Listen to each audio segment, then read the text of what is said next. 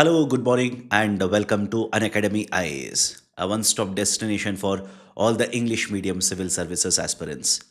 Welcome to all of you. This is Shyam Good here, taking up the Hindu news analysis for 15th December 2025. Before I start the session, do let me know that I'm audible and visible for all of you.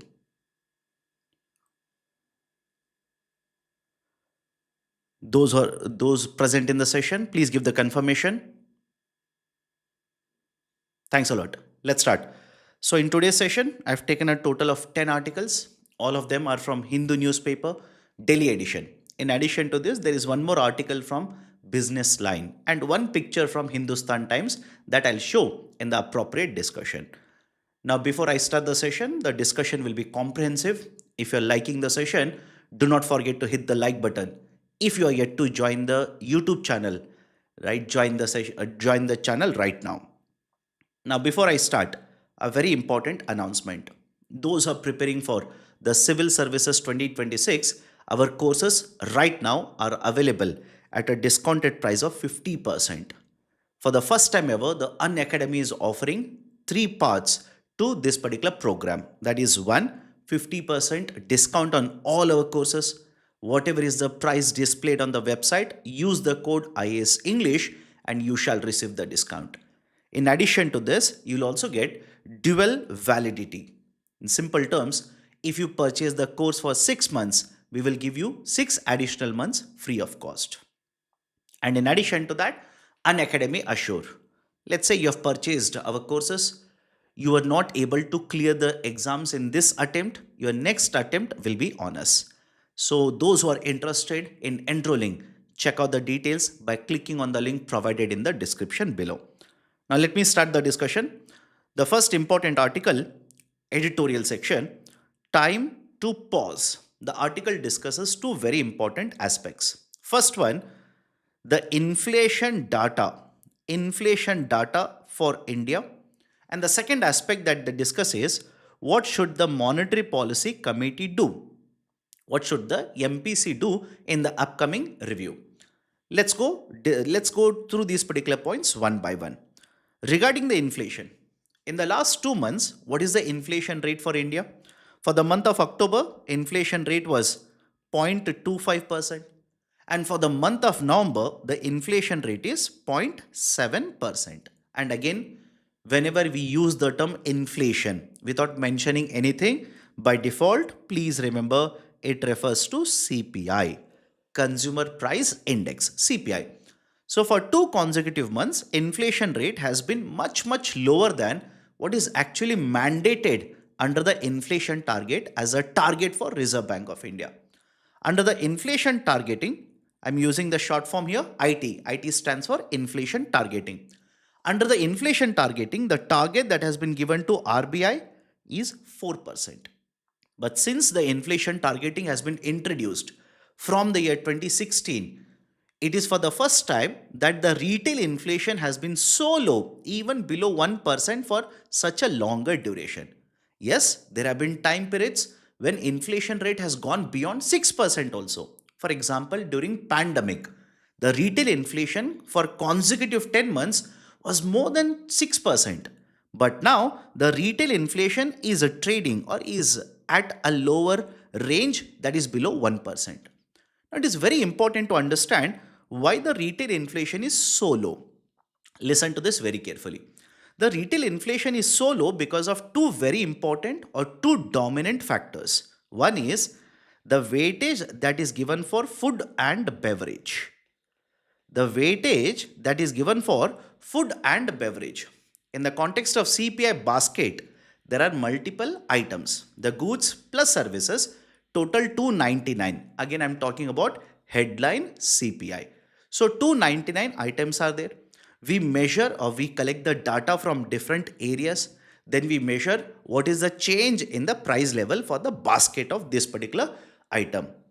But most of the weightage, a very high percentage of weightage or the importance is given for food and beverage. How much is it?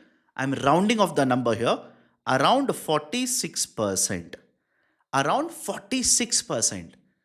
Because the food and beverage prices have become very low in recent times. I repeat, because of food and beverages, the prices of the commodities in the basket have become very, very low.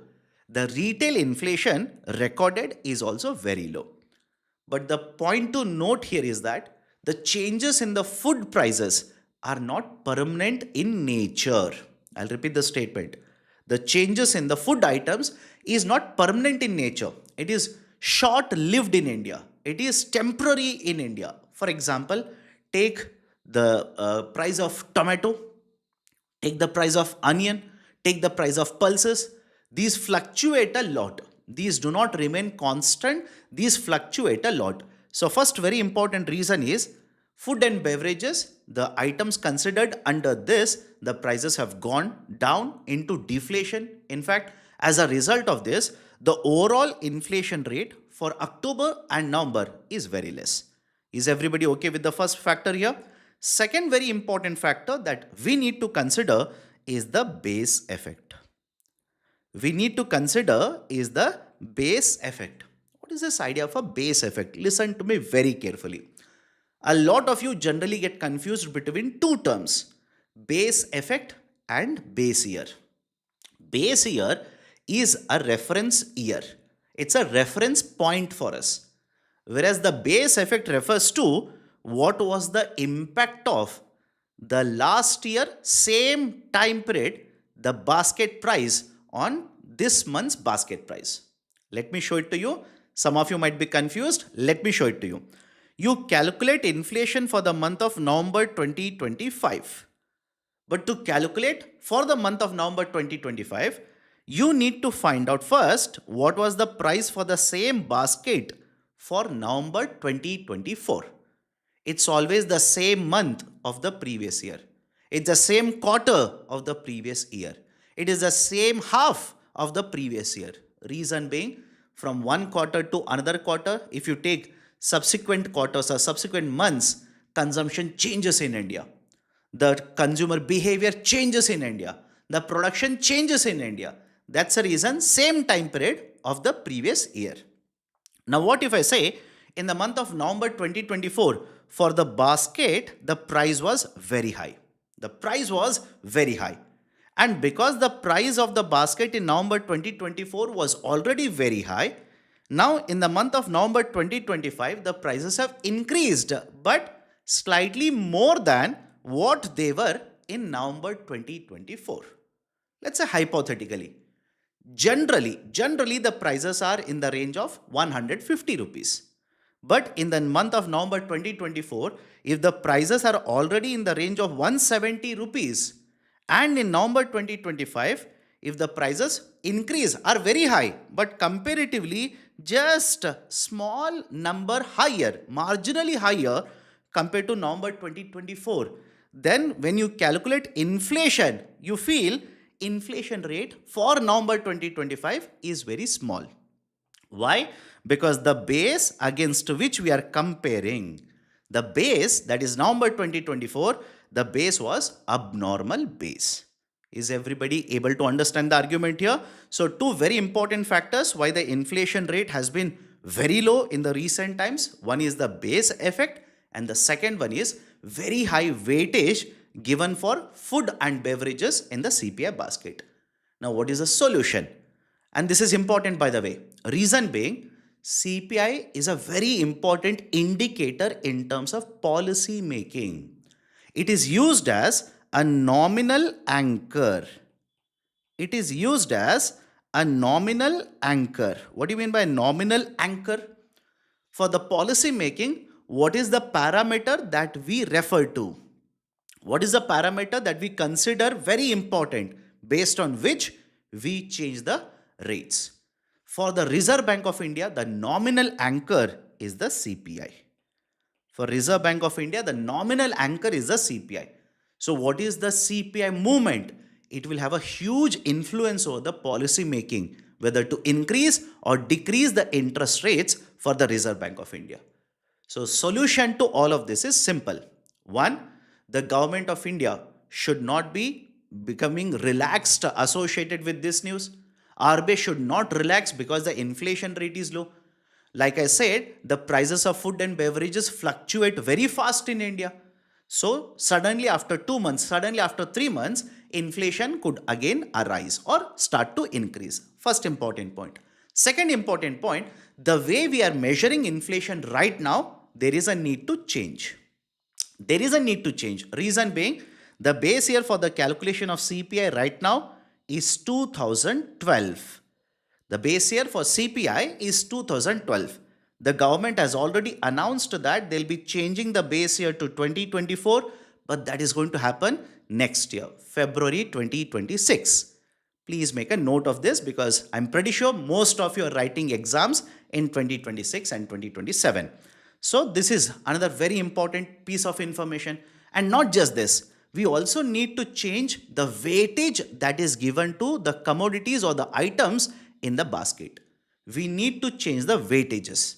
Because for a household, how much money they are spending on milk, how much they are spending on vegetables, how much they are spending on pulses, etc.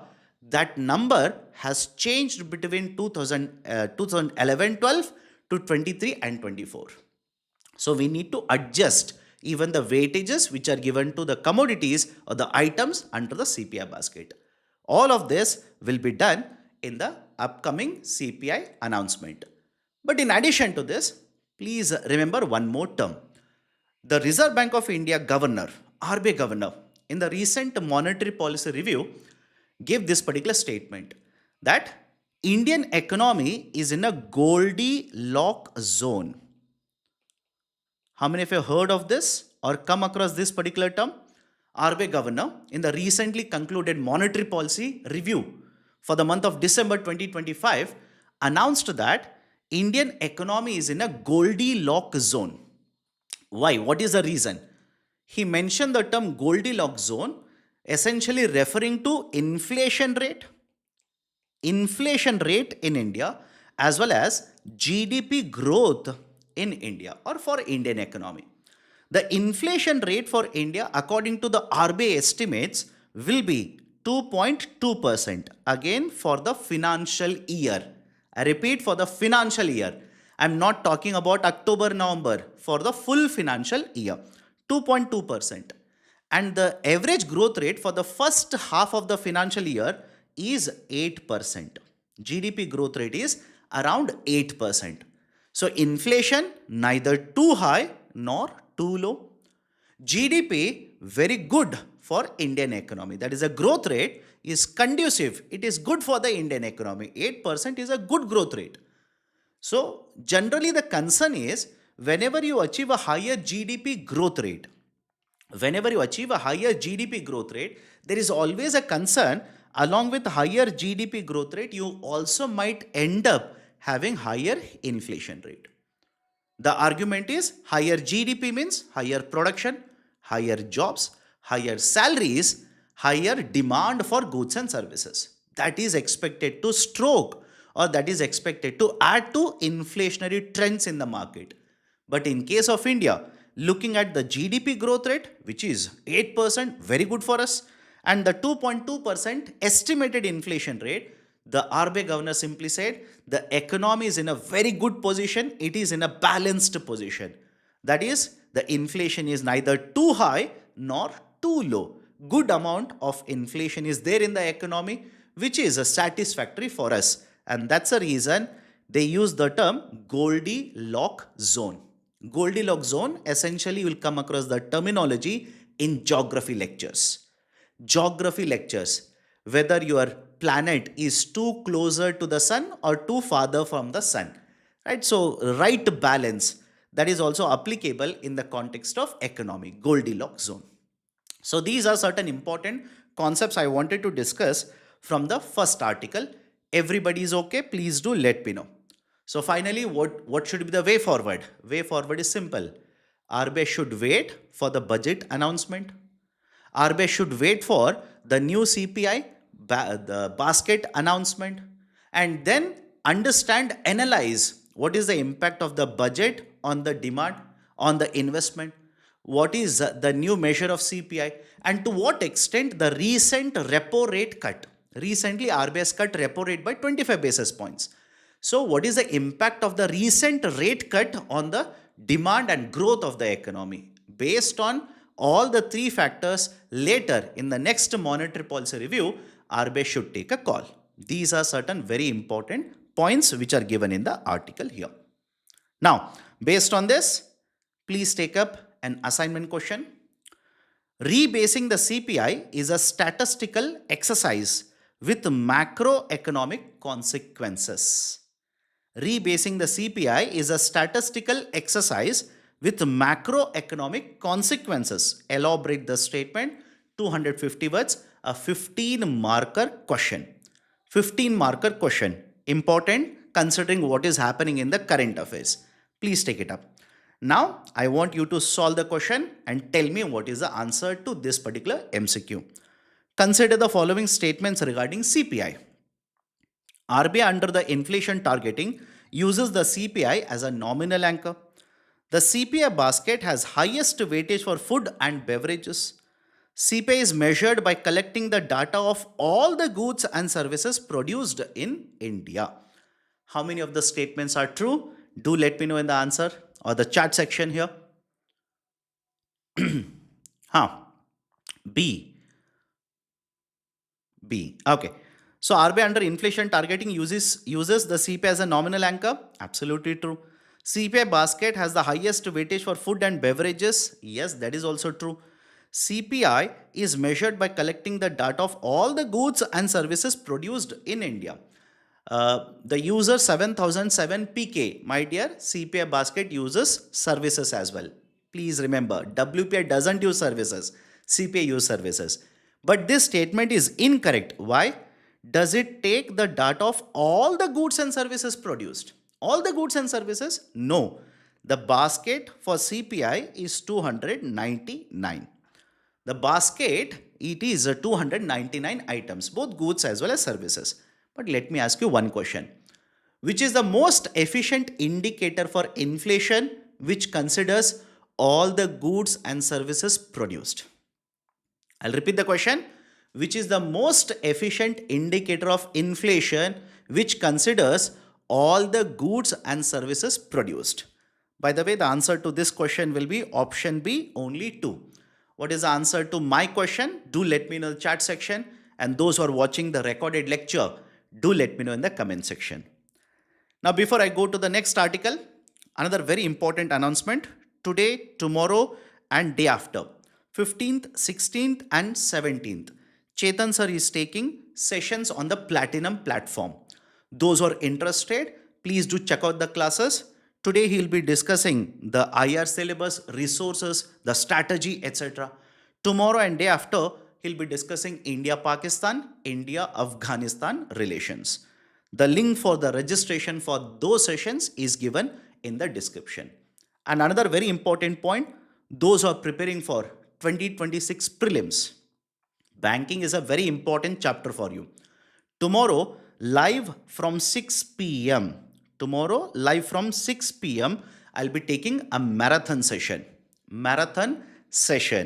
I'll be covering all the concepts that you need to understand from this particular chapter, banking, including Reserve Bank of India. Do not miss out. The stream has already been set up. Go to the stream, click on the button notify me so that tomorrow, once the session starts, you will be notified. I'll be discussing concepts, MCQs, right, and all the relevant ideas associated with banking. Okay, now let me go forward. Next article, stubble burning, right? An anomaly, the stubble burning. The article discusses certain issues regarding the data that has been provided by the government on the floor of the parliament. On the floor of the parliament, the minister for the environment and for the Ministry of Environment, the minister stated that in Punjab and Haryana between 2022 to 2025, in the state of Punjab and Haryana, the stubble burning cases have fallen by 90%. The stubble burning cases have come down by 90%. The article discusses certain issues with this announcement or this statement given by the minister. What is the issue here? Issue is simple. The stubble burning has been one of the one of the issues or one of the causes which is contributing to air pollution in Delhi. Right? Every year in the month of November, December, you will keep on coming across this, you will keep on reading this. So one of the issues or one of the factors which is contributing to air pollution is the stubble burning. And Supreme Court of India, the state government, the central government, in the last couple of months have announced multiple reforms, multiple measures in order to reduce the number of cases of stubble burning. In that context, you will have to look at this data which has been given by the minister, that the cases of stubble burning have come down by 90% between 2022 to 2025. Now the issues that have been flagged are, on what basis has the government of India come to this conclusion? The government has used the satellite data. Simple. The government has used satellite data. Right? That is, there is a satellite which passes over India in the morning time, that is basically between 10 to 1. During this particular time period, it has collected or it has taken the photographs of this particular region, and based on the data that has been collected here, we have come to a conclusion that the number of cases of stubble burning have reduced by 90%. But the issues with this particular data are as follows. Issues. If the number of cases have in fact come down by 90%, then is there any data to prove in what way it has contributed in reducing the air pollution in Delhi? Is there any scientific data? If there is a lesser number of cases of stubble burning, the emissions caused would be lesser. And as a result of that, the pollution that is caused over Delhi should also become lesser, assuming ceteris paribus, right? Economic term, ceteris paribus, assuming all the other factors remaining constant, which in reality doesn't happen. But even in that particular case, any study which is a comprehensive study, which is spanning across multiple years to prove that, yes, because of this, the contribution to pollution in Delhi has gone down. Is there any study? There is, as of now, no study to prove it. No study to prove any of this.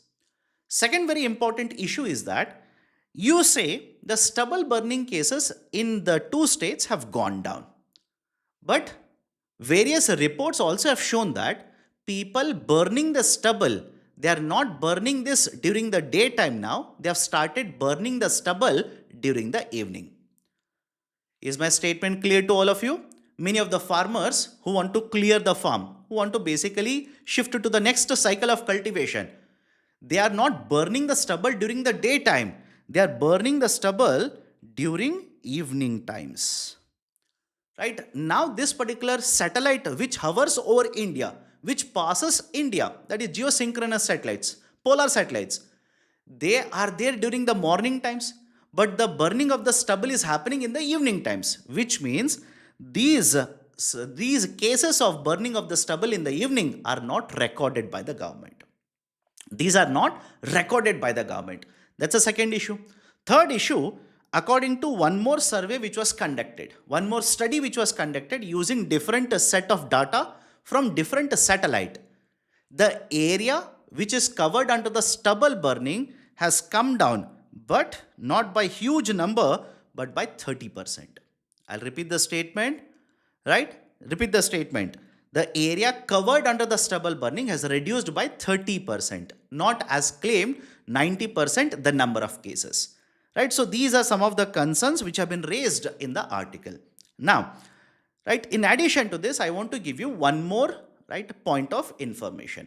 Like Deepanshu says, similar article was there in the last month. My dear, this is the value addition. Now, please take up the value addition. That is, there is one article which was published recently in the business line. The article basically discusses the issue associated with straw burning, that is paddy straw burning or stubble burning, right, which will be used for generation of electricity. What is the issue? Right now, the government is using the carrot and stick policy. Carrot and stick policy, right? What is this idea of a carrot and stick policy? In the context of stubble burning, if you are found to be burning stubble, you will be imposed with penalties. That is a stick. But in addition to that, there's a carrot as well. The government is promoting supplying the stubble, right, for the production of electricity.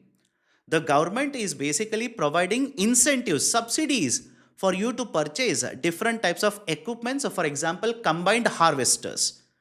But the article discusses one issue, right? One issue that is basically straw fired power plants. Issue with promotion of this initiative of the government. The government simply says, don't burn the stubble, take it out from the earth, right? Basically, in the form of straws, sell it to the power plants. They will burn it, right? And they will be able to generate electricity, right? That is beneficial rather than simply burning on the field itself. But the problem with this kind of initiative is, in order to set up this kind of a in order to set up straw fired power plant, the investment requirement is very, very high. Is everybody able to understand? The investment requirement is very high. How much? In order to set up 1 megawatt plant, 1 MW, 1 megawatt plant, here you need to invest 15 crore rupees. 15 crore rupees. But when you invest so much amount of money, take the stubble, convert that into electricity and sell it to, right, let's say the discoms, that is the distribution companies, the amount of returns you make, amount of money that you make is very, very less. So there is a concern associated with financial viability of this kind of a project. Is it okay? Financial viability of this project is under concern.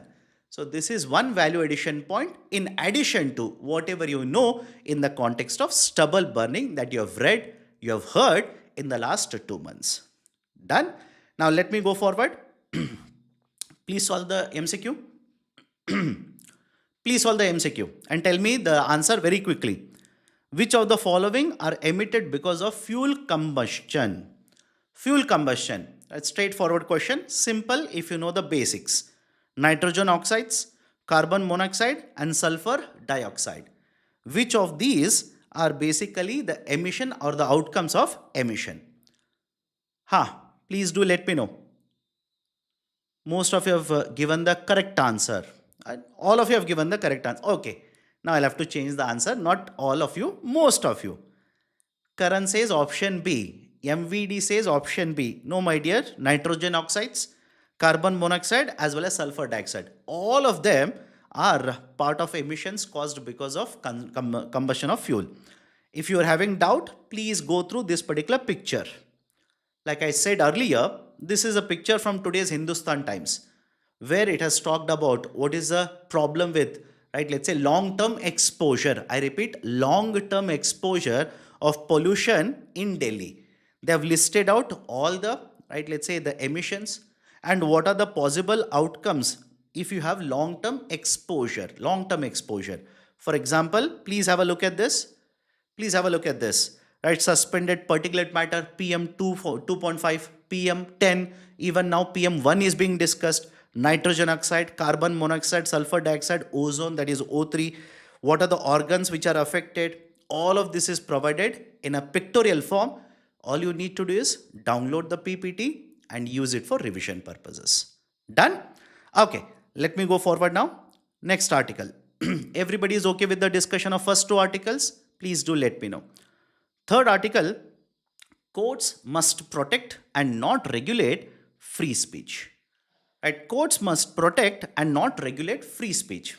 What is the issue here? In the last couple of months, I'm pretty sure you've come across multiple articles where they're discussing fundamental rights issue. Right? That is right to speech. Now, what is the article discussing here? In a nutshell, the case that is being heard in the Supreme Court, that is the Samay Raina related case.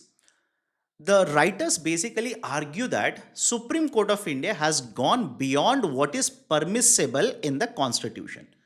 Supreme Court of India should not have done this in regards to the case that they are hearing. Now, what are the issues? Listen to me carefully. There is this particular case, like I said, the Samay Raina case, which is being heard, wherein the FIR was filed on the comedians, Whether you agree, disagree, like, dislike, don't worry. Focus on the concepts here. FIR was filed. These comedians went to Supreme Court of India and they filed a petition saying that the FIR must be squashed. The Supreme Court of India stated that the scope of the case, I repeat, the scope of the case, they would be expanding this. What was the petition? The petition was basically a wrong FIR has been filed, please squash it. But the Supreme Court of India simply said, no, no, no, we want to hear it and we want to expand the scope of the case. Right? We want to expand it to cover even we want to cover, right, whether freedom of speech and expression, right, in what way it is regulated in the online media, the way the jokes were cracked, the kind of jokes that were cracked, do they fall under the ambit of freedom of speech and expression? We want to look into all of it. And not just this, the Supreme Court of India has directed the government to set up a new regulatory body. This is important. The Supreme Court of India very recently has directed the government to set up a new regulatory body. Right now, what is the situation? Under the Information Technology Guidelines of 2021, under the IT Guidelines of 2021, there is a three-stage process. The first stage is the service providers, that is the digital service providers, they will have their own in-house regulation. That is, they will vet, they will see what kind of content is going on, etc. at the service provider level. And after this, the second level, there are certain regulators, self-styled regulators. The Supreme Court of India called them as self-styled regulators. That is, these are not the regulators set up by the government, but these are basically representative bodies. For example, those who will ask me, sir, example of self-styled regulators, Digital Media Content Regulatory Council. Content Regulatory Council. This is one type of a regulatory council which has been set up. There is also one more type of regulatory council, that is a Digital Publisher Content Grievances Council. Content Grievances Council. Right? So have a look at this. The first stage, digital service providers, they will have their own in-house regulation. After this, there are media regulators like this, again, not set up by the government. But finally, the third stage is basically where the ministry, that is Information Technology Ministry, will come into picture. Supreme Court of India says these kind of self-styled regulators will not work out in India. They will not work out because these are not recognized by the government. There is no provision under the law which backs their powers, etc. So it has asked the government of India to look into and set up a regulatory body. Now the concern of the writers is simple. Have a look at these particular points. The concern of the writers is, in case of India, you can see that there is already sufficient regulation which is present. You don't require one more body. There is already sufficient regulation which is present. For example, there are provisions under Information Technology Act as well as Bharatiya Nyaya Samhita which will penalize obscenity. There are furthermore provisions under the Information Technology Act which are penalizing cyber terrorism, which will prohibit publishing of personal images of the others.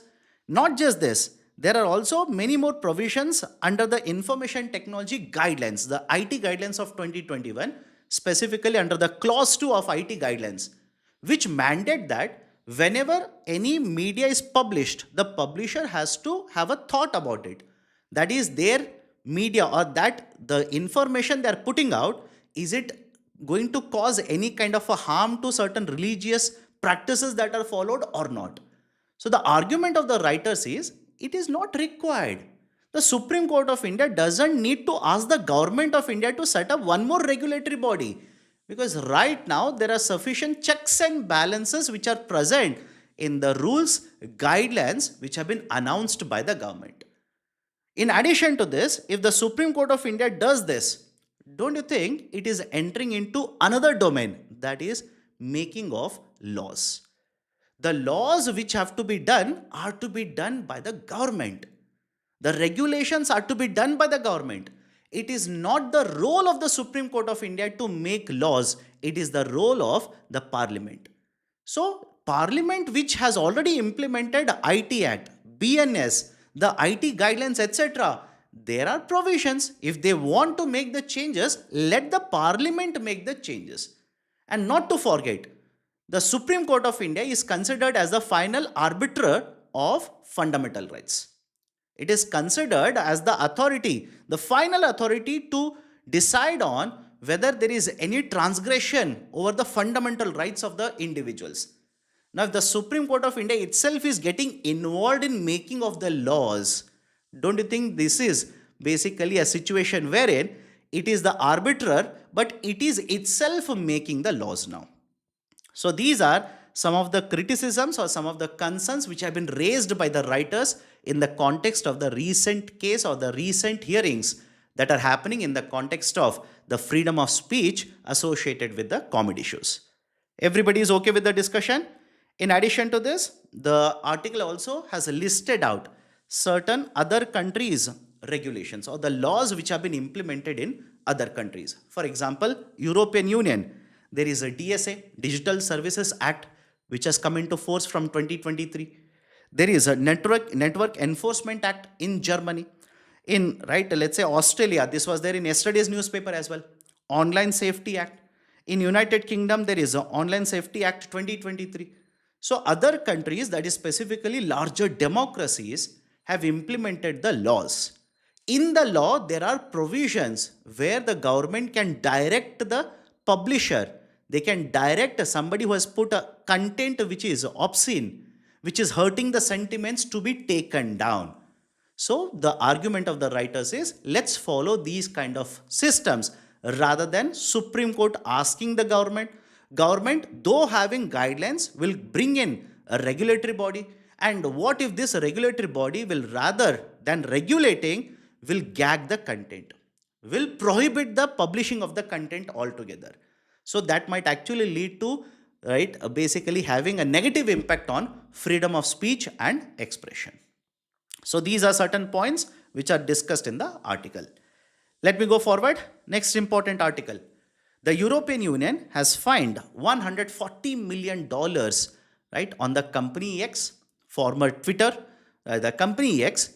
What is the reason behind it? And what are the important points? Let's understand one by one. Last week, the European Union, that is the European Commission, has imposed a penalty of $140 million. Not a small number, by the way. $140 million on the company X. And as usual, the administration in USA criticized it, protested it. The owner of X, Mr. Elon Musk, went a step ahead, called for disintegration of European Union into let's say individual countries rather than forming a union, etc. But what is this? What is the importance of this judgment? Listen to me carefully. What is the importance of the order?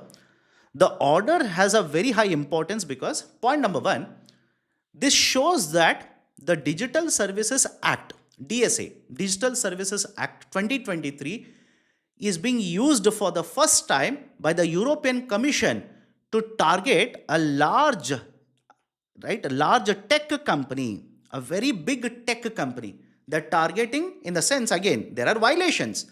I'll come to the violations in some time. So they're using the provisions under this to penalize a very large tech company, by the way. This is happening and this is important. First reason. Second reason, it so happens that this tech company is from USA. And right now, the relations between USA and the European Union are not cordial. They are not cordial. Very frequently, the statements which are given by the President of USA are, basically downgrading the leadership in the European Union. They are critical of the policies of the European Union, etc. So that is one, the relationship between USA and the European Union are not cordial right now. That's a second reason. Third very important reason, listen to me carefully. The Commission, the European Union Commission, is investigating another aspect of company X. That is, whether the company X was successful in controlling the spread of misinformation, or has it contributed to the spread of misinformation? That investigation is already happening. But this penalty which has been imposed, it is not for that. It is basically because the company X has not, it has basically not complied. It has not complied with certain provisions under the DSA 2023. It is not penalty for the other thing. That is, the investigation is happening already. But this is because the company X has not complied with the provisions of the Act of 2023. That is the reason the penalty has been imposed, and this is such first penalty, the first such penalty on a company which has not complied with the provisions of the DSA 2023. Now, what are the important provisions, or what are the important factors which have been flagged by the European Commission? First very important issue they have flagged is the blue ticker policy. The blue tick policy. Those who are on the platform, that is X or earlier Twitter, you people must be knowing now. Whenever you create a profile, earlier the company itself used to give you a blue tick like this. Right? A blue ticker used to be given, and that would basically mean it's a verified account. It's a verified account. Now, once the company was taken over by Mr. Elon Musk, he did away with this idea of providing the blue tick on a verified account. He monetized it. That is, basically started selling this as a product to, let's say, the account holders. They started selling this product. When they started selling this particular product, many of the scamsters, hackers, etc., they started paying money to get the blue tick, and they started, let's say, scamming people, hacking different accounts, spreading misinformation, etc. So when they started selling this as a product, that actually led to spread of misinformation, spread of the hacking activity, etc. Later, the company changed the policy. They started introducing different colored, different label tickers, etc. But the damage has already been caused. So the company X is being penalized because of this kind of a, let's say, blue tick policy, which actually led to negative outcomes. And under the DSA, the company is not supposed to do this. Is everybody able to understand this? Right? So that is the first very important reason. Second very important reason, the advertisement policy. The advertisement policy. Who are the advertisers? How much money are they paying to the company X? What kind of products are they advertising on the platform, etc.? That information is not available. Under the DSA Act, it is supposed to be made available to the regulators, to the researchers, so that the research can be conducted regarding the activity of the company X. So the access to the researchers is also not provided, not sufficiently provided by the company X. So these are the three reasons which have been cited by the European Commission to impose a heavy penalty on the company of $140 million. Right? So these are important points associated with the article here. Everybody is okay with the discussion? Next article, India-Ethiopia Ties. The right movement to boost India-Ethiopia ties. Now, those who are wondering what is the importance of this article, why this article has been published now, reason is very simple. Starting today, the Prime Minister of India is going to a 3-country trip. Right? 3-country trip. That is, basically the Prime Minister will be visiting Jordan. First visit will be to the Jordan. After this, Prime Minister will be visiting Ethiopia. And after this, the Prime Minister will be visiting Oman. The 3-country trip is being undertaken by the Prime Minister. That's the reason the article becomes important. Now, the article focuses only on one, let's say, aspect of the trip, that is India-Ethiopia ties. Please watch or please observe this particular map. Observe the map. Why it is important? If you look at Ethiopia, if you observe the presence of Ethiopia in recent times, it has been there in the newspaper for multiple reasons. For example, the volcanic eruption that was happening here only, that happened here only. The construction of dam on the river Nile has been done here only. And now right, the Prime Minister is visiting Ethiopia. If you observe the presence or the geographical location of it, it doesn't have access to ports. Is it okay? Please observe it. It doesn't have access to ports. Earlier, Eritrea, this particular country was part of Ethiopia and they had access to the ports. But back in the year 1993, Eritrea gained independence from Ethiopia and this is a different country now. Right now, most of the trade that is done by Ethiopia is done using Djibouti. There is one more country here, please observe, Djibouti. Right, so using the ports here, using the infrastructure here, most of the trade is conducted. How much? 95%. Around 95% of the trade is conducted using these particular routes or the facilities. But the problem is, because they are using the facilities provided by another country, they will have to end up paying huge amount of money as well. And that's the reason there is a discussion. I don't know how many of you have come across this. There is a discussion. They want Eritrea back. They want basically Eritrea back now. Whether it will happen or not, just wait and see. Right now, what is the connection between India and Ethiopia? One, Indian diaspora presence. The presence of Indian diaspora in Ethiopia is there. Second, the relationship between India and Ethiopia can be studied under these particular heads: education, investment, as well as defense. Indian services, or let's say Indian military, right? Lot of defense training is provided to the defense forces in Ethiopia. We also have a tie-up, we have an agreement with Ethiopian services now. And investment and trade. Huge amount of investment has been done by Indian companies in Ethiopia. We have imports, export relation. For example, from Ethiopia, we import pulses. Please remember this. We import oil seeds. We import spices, right? As well as leather. We import these. India is one of the top 3 investment countries. Of course, in addition to India, China's presence is also there in this particular country. Russia's presence is also there in this region. In addition to this, education.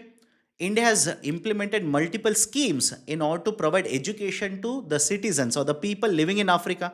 In fact, the pilot project of Pan-African E-Network project back in the year 2007 to provide education was launched in Ethiopia. Lot of people from Ethiopia come to India, get the admission, right, a study, get the graduation done from India and go back to Ethiopia. So there are very close linkages in terms of education, in terms of defense, in terms of investment and trade. Now, what should be the way forward? Despite having all of this, there are certain concerns which have been raised by the investors. They generally worry about the presence of the foreign currencies in Ethiopia. In the forex market, if sufficient currencies are not available, right, obviously that will hurt the exchange rate, that will hurt, right, let's say the investments in one or the other way. So basically one concern that has been raised is the foreign currency availability or the availability of currencies in the forex market. Second issue is India needs to amend its bilateral investment treaty, right? Post 1993, a BIT has been implemented by the government. Now, this particular BIT was revoked, was withdrawn by the government back in the year 14 and 15. A new bilateral investment treaties or treaty has been announced, a framework has been announced. India should sign an agreement with this particular country under BIT. If you're wondering what is the importance of BIT, whenever a country signs a BIT with another country, it provides a certain protection. It guarantees certain protection to the foreign investors. So double taxation avoidance agreement needs to be signed. BIT needs to be signed. On the other side, the administration in, right, the other country, that is Ethiopia, should implement certain policies through which faster approvals can be provided, etc. So these are certain recommendations which have been provided in the context of the Prime Minister's visit to Ethiopia. Right? There will be certain outcomes in these particular areas in the upcoming visit. Everybody is okay? Now, based on this, I've given an MCQ. Let me see how many of you will be able to answer this particular question. Tell me the answer very quickly. Consider the following statements. African Union headquarters is in Ethiopia. Ethiopia is the member of BRICS, Second one should not be difficult for you. AFCTA, right? The trade agreement, comprehensive trade agreement, is the largest free trade agreement in terms of number of member countries. How many of the statements are true? What is the right answer? Tell me very quickly. African Union headquarter is in Ethiopia. Yes. Right? And please remember, African Union was admitted as a permanent member of G20 when India was the president. When India was the president, it has been admitted as a member. Ethiopia is the member of BRICS. This happened in 2024. Yes, this happened in the year 2024. Please make a note of it.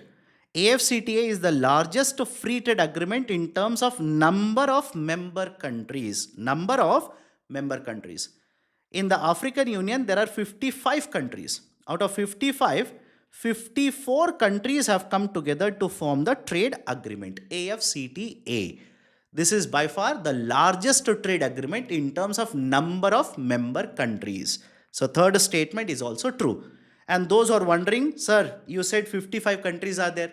One country is missing. What is that particular country? My dear, it is Eritrea. It is this particular country, Eritrea. Eritrea is not a member of AFCTA. Please make a note of all of these. Okay, all of these are important because the Prime Minister is visiting the country. Okay, next article. Bill for overhauling higher education regulatory framework introduced or will be introduced in the Parliament. Now, what are the important points here? Listen to me carefully. Right now, we have three different statutory organizations. Three different statutory organizations associated with higher education. You have UGC, University Grants Commission. You have AICTE, All India Council for Technical Education.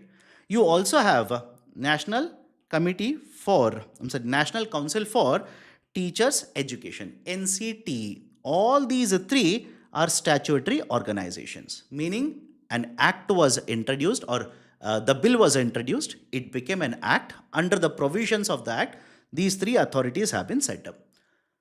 But in the year 2018, the government of India proposed a bill, higher education, right, related to higher education.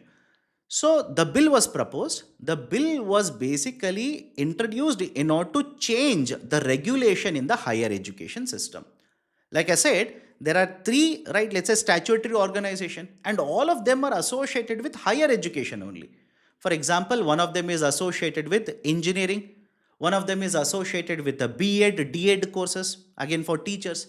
One of them is associated with universities, etc. So the concern was there are multiple organizations. There is an overlap in the regulation. There is no, right, let's say synergy amongst all the three organizations. That's the reason back in the year 2018, right, the government of India proposed HECI bill. There was a lot of opposition for the bill. The government of India dropped the idea of the bill.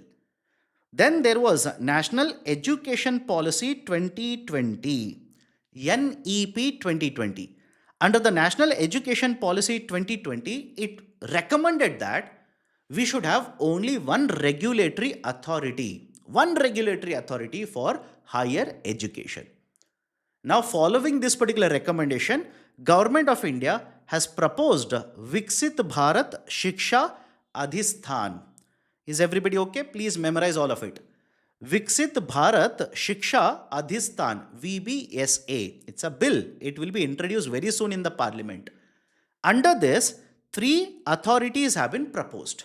Rather than having three different statutory bodies, right now there will be three authorities under VBSA. One will be the Viksit Bharat Viniyaman Parishad. It will basically oversee the regulatory aspect of higher education. The Viksit Bharat Gunavatta Parishad, it will oversee the accreditation, which is generally done by UGC. Viksit Bharat Manak Parishad, which will basically come out with certain standards which have to be implemented across all these, right, let's say studies or all these organizations. So this authority has been proposed by the government. In addition to this, now the provisions of the bill will be applicable to central universities, the state universities, the colleges. Even if you are the institute of national importance, doesn't matter. You will come under right, the new bill.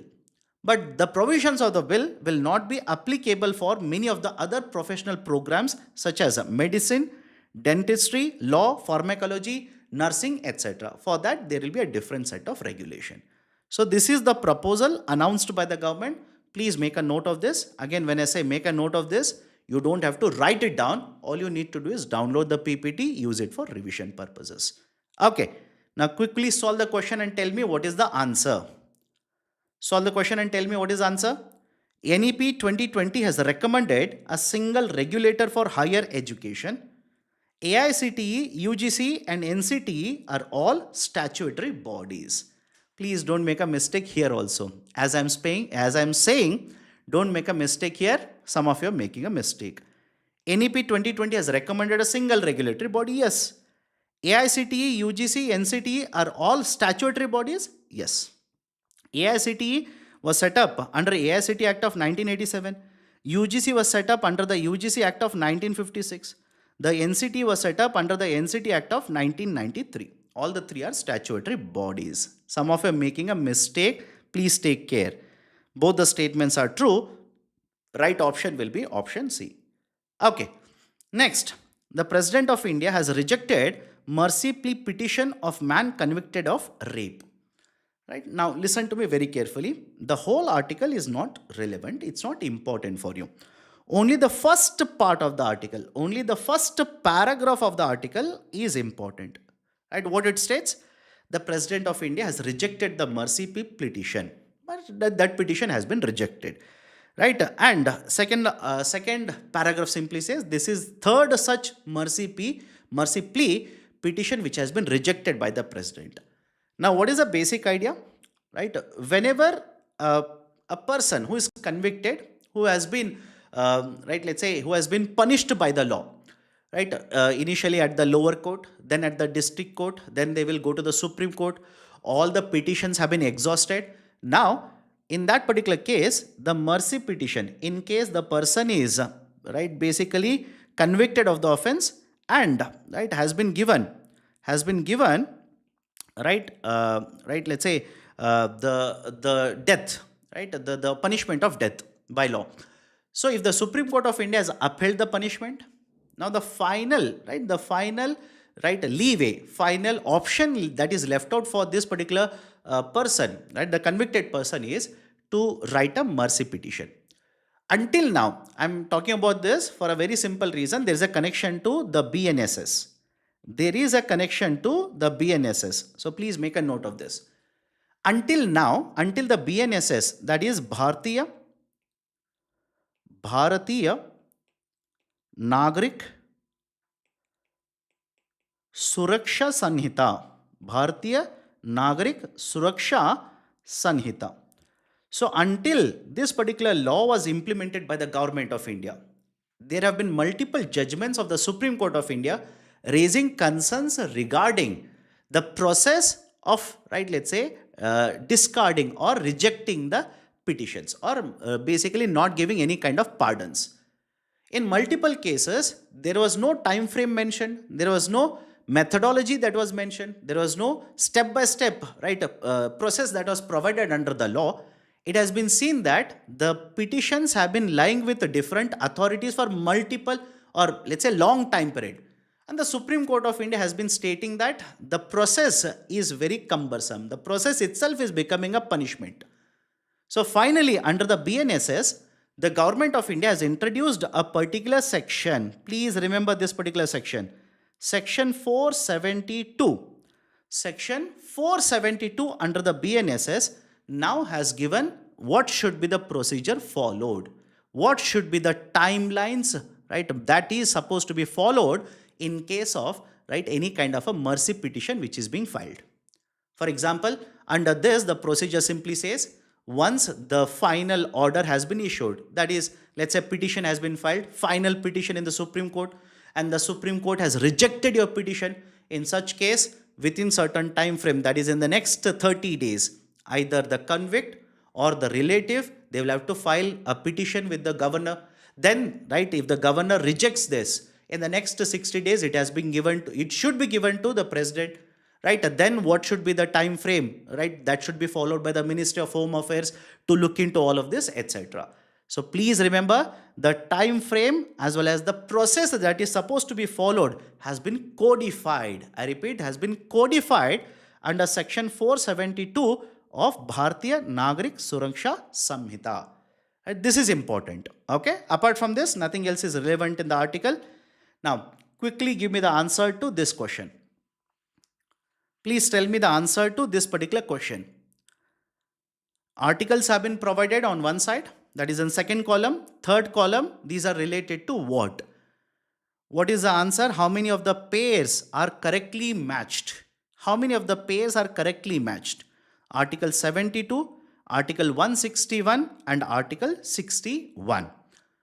Please tell me. Somebody says option A. Two of you are saying option A. Right? 3 are saying option A. Rest of you are saying option D. Okay, let's start. Article 61. Right? Article 61. Presidential powers to grant pardons. No, this is incorrect. Article 161. Impeachment of the president. No. Right? Article 161 is associated with the clemency power of the governor, in fact. It is associated with the clemency power of the governor. Article 72 is a presidential powers to grant pardons. Right? So all the 3 are incorrectly matched. All the 3 are incorrectly matched. All the 3 are incorrect. Right? So the right option will be option D, none of the above. Some of you are still making a mistake, which shows the fact that you people do not know what are the important articles and the points associated with the important articles.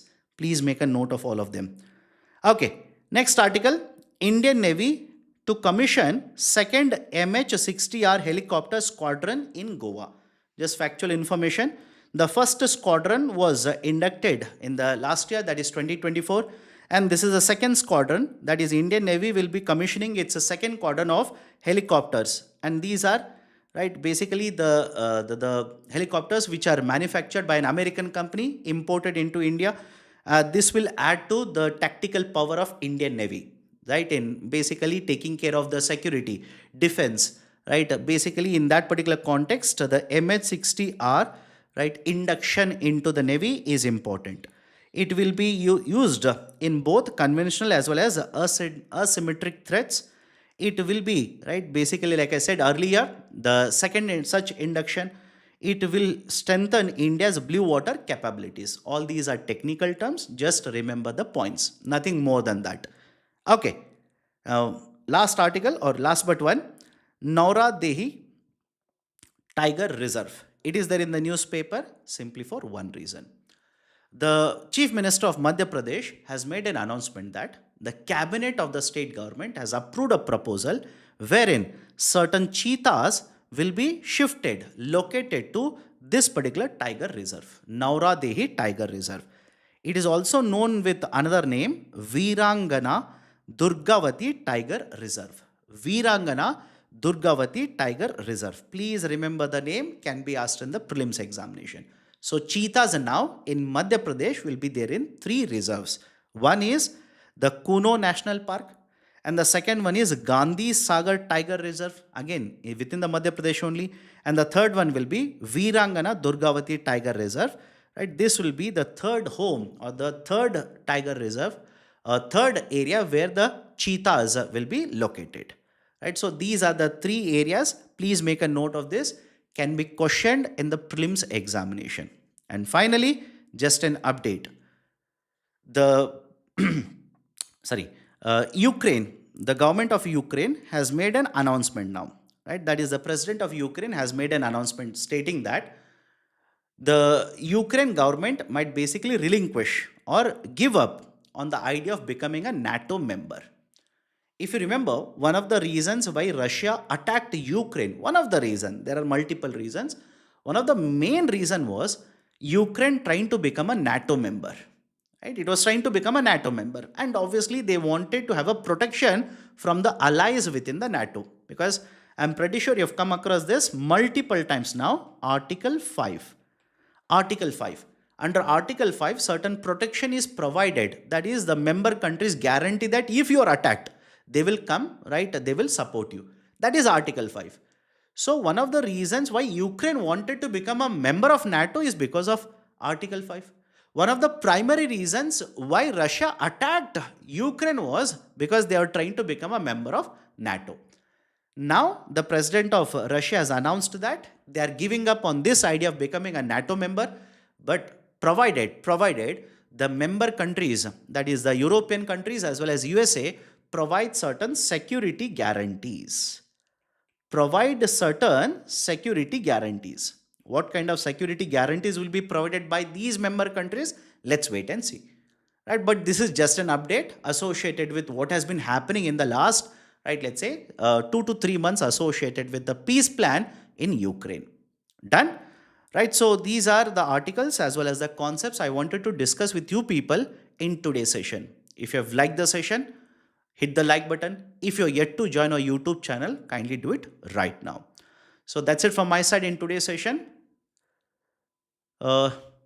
Chandrasekhar says upload yesterday's PPT. I've given it, but let's see. I'll just talk to the backend team and get the PPT uploaded of yesterday's as well as today's session. Don't worry. I'll ensure that it will be uploaded. So that's it from my side in today's session. See you tomorrow sharp at 10 a.m. with the Hindu News Analysis. That's it. Take care. Have a great day.